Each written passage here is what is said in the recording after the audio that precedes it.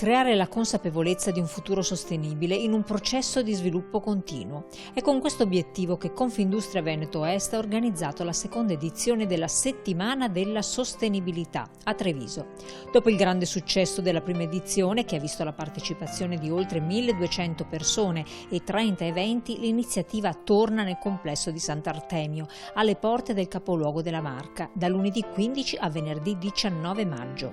Una settimana che non si rivolge solo alle aziende, ma che si rivolge a tutto il territorio, perché noi possiamo lavorare alla crescita e al virtuosismo di essere sostenibili all'interno di un nostro perimetro che è quello industriale, ma deve crescere tutto il territorio. Si è sostenibili e quindi anche attrattivi se tutto il territorio va ad essere sostenibile. 43 eventi in calendario aperti al pubblico, un cammino fatto di testimonianze, non solo aziende virtuose ma anche stakeholders a confronto sui temi legati al sociale, alle energie e al futuro della scuola e del lavoro.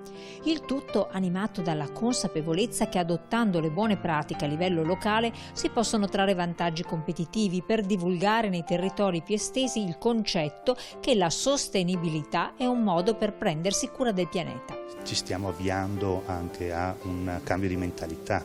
Ovviamente quando Proetica è iniziata quasi 20 anni fa la sensibilizzazione era molto più difficile. Le tematiche sono sempre più presenti in tutti gli argomenti della vita quotidiana e quindi adesso potremo raccogliere dei risultati o meglio delle informazioni molto più importanti di sostenibilità, di sensibilizzazione e di diffusione anche di queste tematiche. Confindustria Veneto Est punta sempre di più nell'accompagnare le imprese, il mondo del sociale ed economico nella transizione energetica, dando luce a talenti ed idee che puntino alla sostenibilità della linea produttiva. Investendo sui giovani e visitando i luoghi dell'innovazione, si cerca di creare nuovi modelli di lavoro e costituire un grande team che genera entusiasmo e rete tra i partecipanti. Addirittura ci dicono che nei nostri territori il 20% dei giovani